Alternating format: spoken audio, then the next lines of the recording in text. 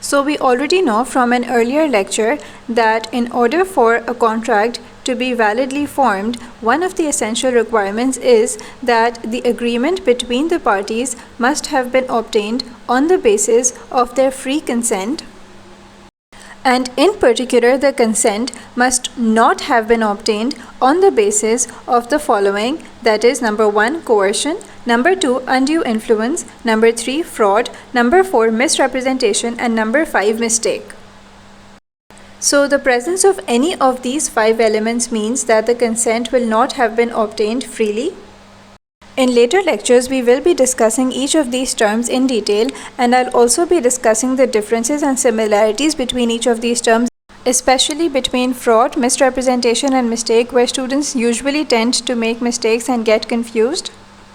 But in this particular lecture, I just want you to have an overview of the fact that even though all these 5 elements have been placed together under the heading of free consent, but there is a minor difference that you need to understand between these few terms. So first of all, as far as mistake, misrepresentation, and fraud are concerned, you need to remember that all 3 of these deal with the quality of the information provided or the quality of the information that is available to the contracting parties.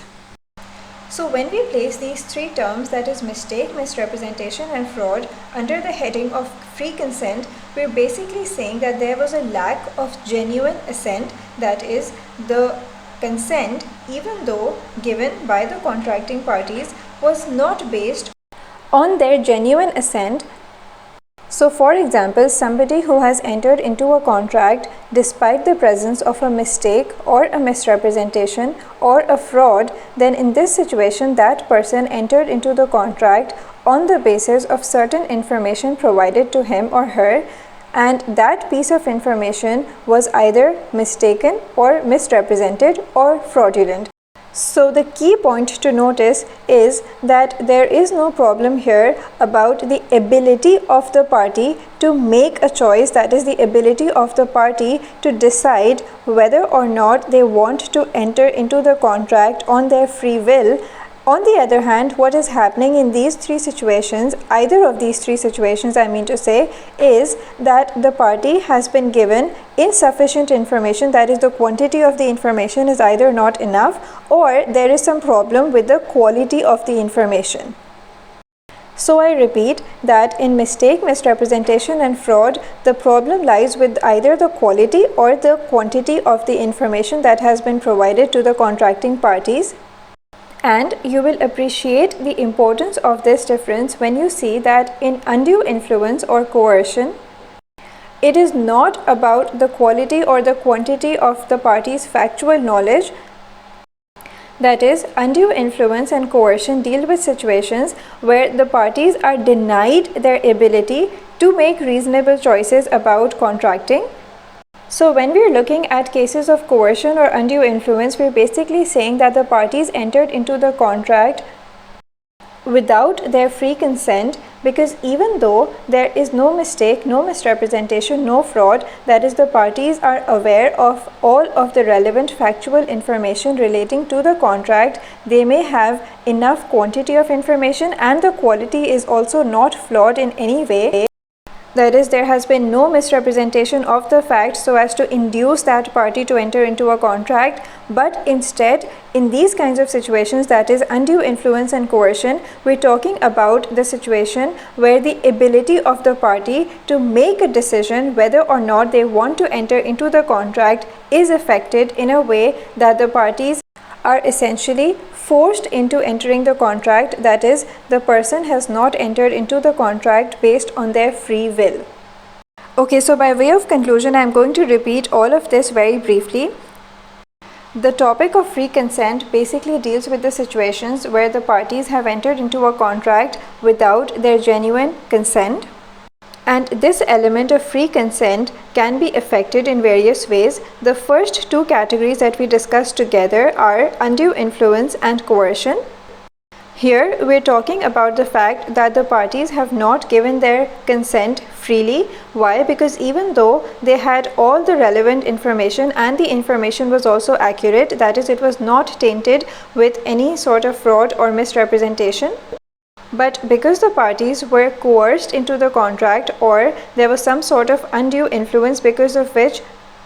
their choice into entering into the contract was not based on their free will, that is, they were unduly influenced, or in other words, they were pressurized into entering into the contract. So here we're not talking about the quality or quantity of the parties' factual knowledge,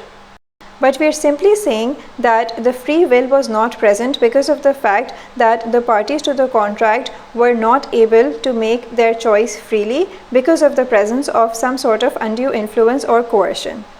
By the way, remember that undue influence and coercion also have certain similarities and differences, and I'm going to be discussing the differences and similarities between these two terms in another lecture. So just because I am discussing these two together does not mean that they are one and the same thing. But what I am trying to do over here is to compare these two on the one hand, that is undue influence and coercion on the one hand, with fraud, misrepresentation and mistake on the other hand. And once again, of course, that does not mean that fraud, misrepresentation and mistake are one and the same thing. I'm just comparing all three together because all three of these, that is mistake, misrepresentation and fraud, deal with situations where the quality of the information is in some way or the other flawed. So yes, when we consider these three categories together, that is mistake, misrepresentation and fraud, we're basically dealing with the situation where the quality of the information provided or available to the contracting parties has been compromised in some way. So if you think about it, what happens in these situations is that the parties at the time of making the contract may feel that they are actually giving their free consent, that is, they're entering into the contract on the basis of their free will. Nobody is forcing them into the contract.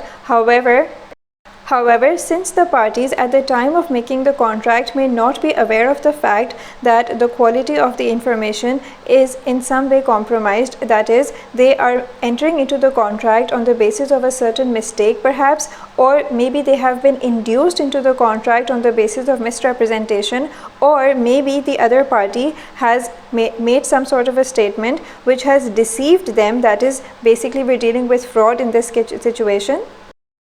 So in all three of these instances, what happens is that even though you may think at the time of entering into the contract that you are entering into the contract on the basis of your free will and your free consent, however, you later on realize that there was some sort of a mistake or a misrepresentation or a fraud, because of which your consent, even though apparently it seemed to have been based on your free will, but obviously if you had known about that particular misrepresentation or that particular fraudulent statement or that particular mistake, then would you have gone on to enter into the contract? Well, probably not, right? Which means that the consent which you had given at that time is not based on your free will.